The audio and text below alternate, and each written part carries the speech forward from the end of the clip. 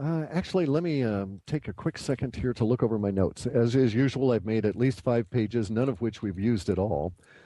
Um, we have, one of the things we need to think about here in general is that we're at a part of time where the old order can be thought of in a very interesting new duality or dichotomy.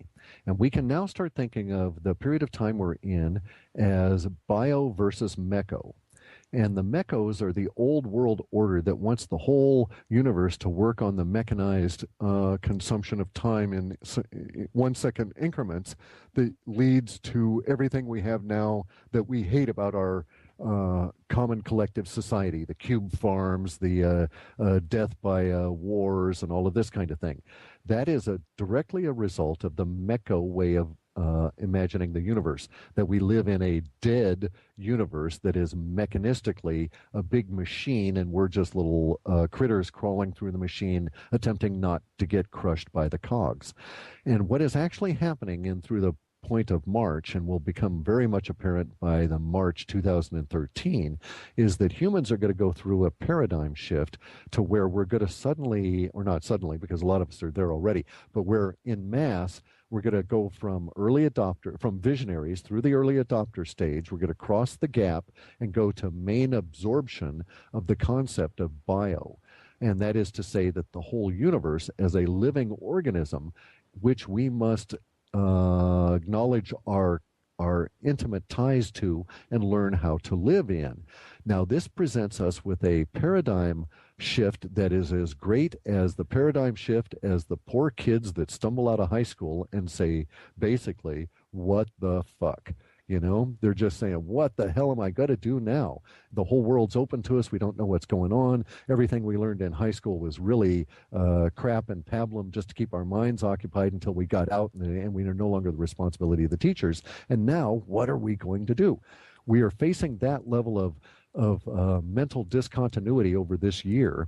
And if we handle this correctly, and harmonize with universe, we will see that the way to salvation for all of us is not an external savior. And in fact, if one showed up, if those bastards from Betelgeuse or Orion show up in their spaceships and say, hi, y'all, we're here to fix things, I'm going to be one of those raspy bastards that's going to say, no, we have the skills to do this ourselves. You all can sit back and watch, but don't interfere. It's up to us to do so, because if we don't do this, we will never grow as a species. And we are right on the cusp. There's enough of us that are awake that we can push the rest of the mass just by our actions, by leading, not by actually shoving people, but by getting them out of our way and stomping on ahead and letting them follow our trails to where they will understand that the way to examine universe, if you change your paradigm, universe will reveal itself to you. As long as you have the mecho paradigm on your head, you are a slave of the powers that be that want you to think that way. But the minute you remove it from yourself, you're instantly free. Freedom brings chaos and disturbance and fear, but it's a hell of a rush, and it's great, and there's a lot of responsibility, and we can do good things with it. And I truly think that of all of the last work since 1994, since I've been involved in all of this stuff, is leading us up to this particular point in this March. If there are reports after that in March, I'll be very much surprised, because I think universe will have moved us to the point where it will supersede the need for them. And we're all going to be a part of this transition, whether we like it or not. It really, truly is a test in the way we have tests on in Aikido, where you test your skill. Now, there's one other thing here that I've noticed, and that's getting back to the material part of things, right? And that's the moon. You're going to see a lot of information coming on out about the moon and some anomalies. And it has to do not with what will be offered as the reason for the anomalies of the moon, but it has to do with the fact that the moon never really orbits the Earth as we think about it, and in fact is scribing a spiral in the sky behind us, and its use of our planet as dragging it along needs a periodic reset, just as we have a solar disturbances at the moment, a periodic reset of the sun. We have to reset our relationship to the moon periodically, rather the moon has to reset itself to us and catch up, and that's what causes these anomalies. That again is even more evidence that it's under intelligent control. Now tomorrow we have a very staggering situation with a lunar eclipse that the data has suggested for perhaps 2 years. We didn't know it was focused on this particular eclipse, but has suggested for about 2 years that there's going to be something odd about it relative to science, so that scientists are going to project one thing and that will not manifest. And it's not a particularly good temporal marker or any of that. It's just going to be really interesting. And I think that the part that interests me the most is that one of the explanations that will be not considered is that the moon sort of jumped ahead a little tiny bit just to stay where it should have been relative to our understanding. And it's going to be cool as hell, but unfortunately it'll be associated with earthquakes and a couple of volcanic activity down here as a necessity as the Berry Center is shifted. Okay, any chance of New Madrid? Any chance of New Madrid tomorrow? Yes. There's a chance of, very definitely a chance of that. It'll depend on where we are relative to when the eclipse happens, because see, here's the problem. The total lunar eclipse is not East Coast effective, it's not Central effective, it's West Coast effective. If it is far enough off the coast of the far enough off the West Coast at a particular point when there is an alignment, then it means that the New Madrid fault would be 120 degrees out of phase, and that's when earthquakes happen. So I think of all of the times for earthquake predictions that would predict about the New Madrid, this would be one of those times when such predictions would most likely come true. I'm not making such a prediction that a New Madrid would go, but of all of the times of highest probability, this particular lunation and solar eclipse that we're facing over this next day and its after effect will be the highest potential for that.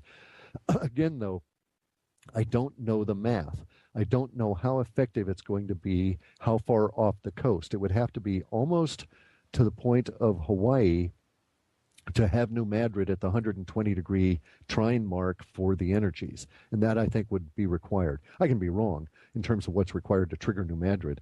The last time I looked at the lunation and the eclipse, it was not going to be full as far as Hawaii, so I was thinking that there was less of a probability, although it's still heightened. And having said that, in your last report, you said that megastorms are even more impactful than earthquakes. So what did that say about the future? Interesting times. Correct. The expansion of the planet and the megastorms are going to bring out the reason they were more impacting was just on the language that's going to bring out the dollar amounts.